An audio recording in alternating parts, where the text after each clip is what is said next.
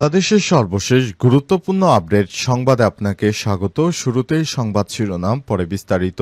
প্রথমে জানাব, মাস্টার সচিবালয় ঘোষণা, জুলাই ঐক্যের আমলা অপসারণ না হওয়া পর্যন্ত ক্ষোভ। নির্ধারিত সময়সীমা পেরিয়ে গেলেও ৪৪ জন বিতর্কিত আমলাকে অপসারণ না করায় মাস্টার সচিবালয় কর্মসূচি ঘোষণা দিয়েছে জুলাই ঐক্য। সংগঠনটির দাবি, এই আমলারা সাবেক প্রধানমন্ত্রী শেখ হাসিনার ঘনিষ্ঠ দোসর এবং প্রশাসনে স্বৈরাচারী প্রভাব বহন করছে। আজ গণমাধ্যমে পাঠানো এক প্রেস বিজ্ঞপ্তিতে জুলাই অভ্যুত্থানে নেতৃত্বদানকারী সংগঠনগুলোর এই জোটের পক্ষ থেকে কর্মসূচির ঘোষণা দেয় সংগঠনটির অন্যতম সংগঠক ইসরাফিল ফরাজি। আজ বেলা 11:30টায় ঢাকা বিশ্ববিদ্যালয়ের রাজু ভাস্কর্যের চত্বর থেকে সচিবালয়ের উদ্দেশ্যে মিছিলের মাধ্যমে কর্মসূচি শুরু করেন তিনি। জানাবো, স্বাস্থ্য সরঞ্জাম বহনকারী ৩,০০০ ট্রাক গাজায় ঢুকতে দিচ্ছে না ইসরায়েলি বাহিনী। ফিলিস্তিনের অবরুদ্ধ গাজায় ৩,০০০-এরও বেশি স্বাস্থ্য সরঞ্জামবাহী ট্রাক প্রবেশে বাধা দিচ্ছে দখলদার ইসরায়েলি বাহিনী, যার ফলে বিপর্যয়কর মানবিক পরিস্থিতির আরও অবনতি ঘটেছে। তারা দখলদার ইসরায়েলিদের এই বাধার কারণে নিরীহ ফিলিস্তিনিরা এবার চিকিৎসা এবং না খেয়ে মারা যাচ্ছে। এরপর জানাবো, ভূমিধসে প্রাণ গেল ৩ ভারতীয় সেনাবাহিনীর। ভারতীয় সেনাবাহিনী সোমবার জানিয়েছে, উত্তর পূর্ব ভারতের রাজ্য সিকিমে ভারী বৃষ্টিপাতের ফলে সৃষ্ট ভূমিধসে ৩ সেনা সদস্যের প্রাণহানি হয়েছে। সেখানে আরও ৬ জন সেনা সদস্য নিখোঁজ রয়েছে। এদিকে ইউক্রেনের ১.৫ শতাধিক ড্রোন ধ্বংসের দাবি রাশিয়ার। রাশিয়ায় রাতভর দফায় দফায় ড্রোন হামলা চালিয়েছে ইউক্রেন। মস্কো জানিয়েছে, তারা ইউক্রেনের ১৬২টি ড্রোন ধ্বংস করে দিয়েছে। এদিকে ভারতে গাড়ি উৎপাদনে অনাগ্রহী টেসলা, কি বললেন মন্ত্রী?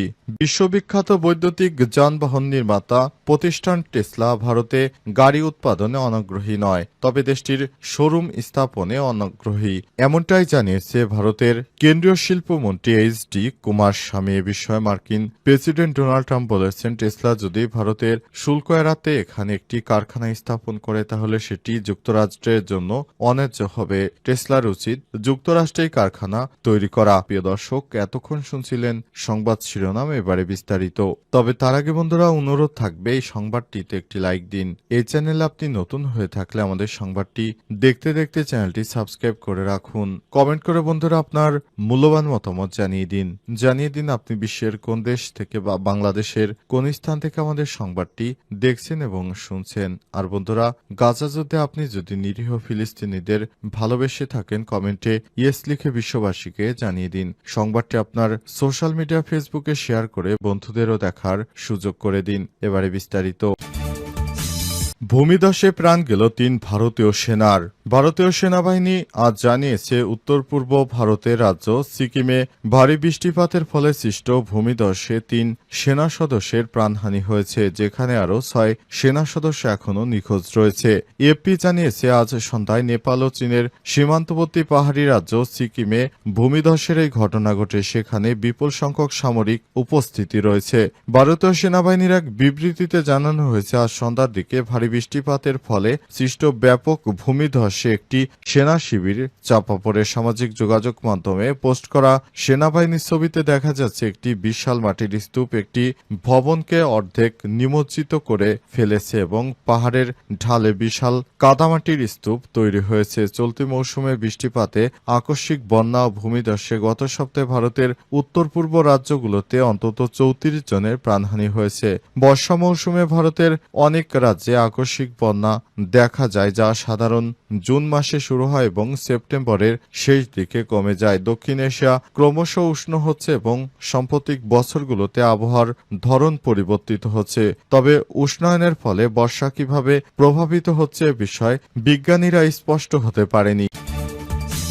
স্বাস্থ্য সরঞ্জাম বহনকারী ৩,০০০ ট্রাক গাজায় ঢুকতে দিচ্ছে না দখলদার ইসরায়েলি বাহিনী। ফিলিস্তিনের অবরুদ্ধ গাজা উপত্যকায় ৩,০০০-এর বেশি স্বাস্থ্য সরঞ্জাম নিয়ে ত্রাণবাহী ট্রাক এসেছে। সেগুলো ইসরায়েলের ইহুদিবাদীরা ফিলিস্তিনিদের জন্য ঢুকতে দিচ্ছে না। এগুলো প্রবেশ করতে না পারলে নিরীহ ফিলিস্তিনিরা চিকিৎসা পাবে না। আজ গাজা স্বাস্থ্য মন্ত্রণালয়ের মহাপরিচালক মুনির আল বুরশ এই তথ্য নিশ্চিত করেছে খবর আনাদুল এজেন্সির, যার ফলে বিপর্যয় ভয়ঙ্কর মানবিক পরিস্থিতি আরও অবনতির ঘটনা ঘটেছে। আজ মুনির আল বুরশ এক বিবৃতিতে বলেছেন, ইসরায়েলি কর্তৃপক্ষ মিশরের আরিশ শহর থেকে প্রয়োজনীয় স্বাস্থ্য সরঞ্জাম বহনকারী ৩,০০০-এর বেশি ট্রাক গাজায় প্রবেশে বাধা দিচ্ছে। বিবৃতিতে বুরশ আরও বলেছেন, ওষুধ ও ভ্যাকসিন প্রবেশের উপর দখলদার, চলমান নিষেধাজ্ঞা সংক্রামক রোগ এবং মহামারী ছড়িয়ে দেওয়ার ক্ষেত্রে অবদান রাখছে। তিনি আরও বলেছেন, পানি নিরাপত্তা ভেঙে যাওয়ার ফলে গাজায় তীব্র ডায়রিয়া, মেনিনজাইটিস এবং অন্যান্য স্বাস্থ্য সংকট দ্রুত বেড়ে যাচ্ছে। গাজার ৯০% জনসংখ্যা এখন নিরাপদে পানির অভাবে ভুগছে। বুরশ ইসরায়েলের নতুন প্রবর্তিত সাহায্য বিতরণ ব্যবস্থাকে গণহত্যা এবং জোরপূর্বক বাস্তুচ্যুতি হাতিয়ার হিসেবে বর্ণনা করেছেন। মাস্টার সচিবালয় ঘোষণা, জুলাই ঐক্যের আমলা অপসারণ না হওয়া পর্যন্ত ক্ষোভ। নির্ধারিত সময়সীমা পেরিয়ে গেলেও ৪৪ জন বিতর্কিত আমলাকে অপসারণ না করায় মাস্টার সচিবালয় কর্মসূচি ঘোষণা দিয়েছে জুলাই ঐক্য সংগঠনটির দাবি, এই আমলারা সাবেক প্রধানমন্ত্রী শেখ হাসিনার ঘনিষ্ঠ দোসর এবং প্রশাসনে স্বৈরাচারী প্রভাব বহন করছে। আজ গণমাধ্যমে পাঠানো এক প্রেস বিজ্ঞপ্তিতে জুলাই অভ্যুত্থানে নেতৃত্বদানকারী সংগঠনগুলোর এই জোটের পক্ষ থেকে কর্মসূচির ঘোষণা দেয় সংগঠনটির অন্যতম সংগঠক ইসরাফিল ফরাজি। আজ বেলা 11:30টায় ঢাকা বিশ্ববিদ্যালয়ের রাজু ভাস্কর্যের চত্বর থেকে সচিবালয়ের উদ্দেশ্যে মিছিলের মাধ্যমে কর্মসূচি শুরু করেন তিনি।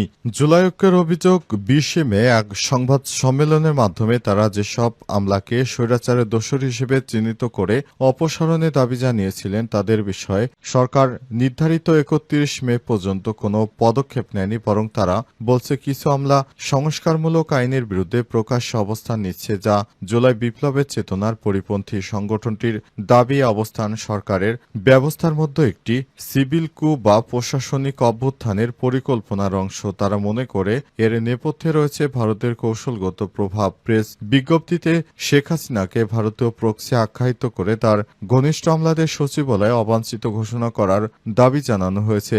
জুলাই ঐক্য বলছে, জনগণের বিপ্লবী স্পিরিট জোর দিয়ে এই প্রশাসনিক বাধায় থমকে যায়, তবে তা হবে গণতান্ত্রিক আকাঙ্ক্ষার সঙ্গে প্রতারণা। তাদের ভাষায়, বাতিল পুরনোদের সরিয়ে নতুন সময়ে উপযোগী প্রশাসন গড়াই এই মিছিল। মাস্টার সচিবালয় কর্মসূচিতে ছাত্র, যুবক ও সাধারণ মানুষকে যোগ দেওয়ার আহ্বান জানিয়ে তারা বলেন, এই কর্মসূচি কেবল প্রতিবাদ নয়, বরং জুলাই বিপ্লবকে রক্ষা এবং এগিয়ে নেওয়ার একটি গুরুত্বপূর্ণ ধাপ।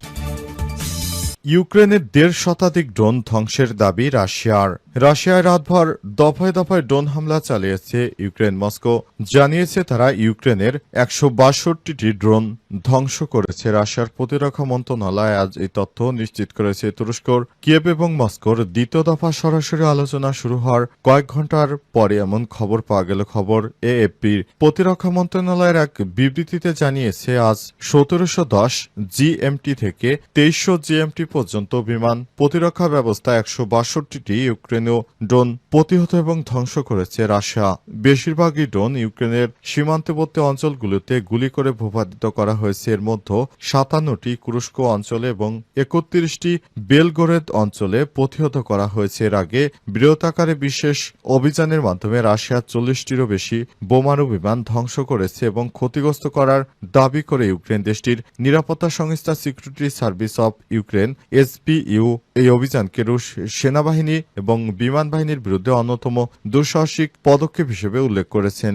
এসবিইউ এর প্রকাশিত এক ভিডিওতে সাইবেরিয়ার ইরকুতস্ক অঞ্চলে বেলায়া বিমান ঘাঁটিতে ড্রোন হামলার দৃশ্য দেখা যায়। শোনা যাচ্ছে বিস্ফোরণের শব্দ ও উঠতে দেখা যাচ্ছে ধোঁয়া। সেই সঙ্গে একাধিক প্লেনও ক্ষতিগ্রস্ত অবস্থায় ধ্বংস হয়ে গেছে।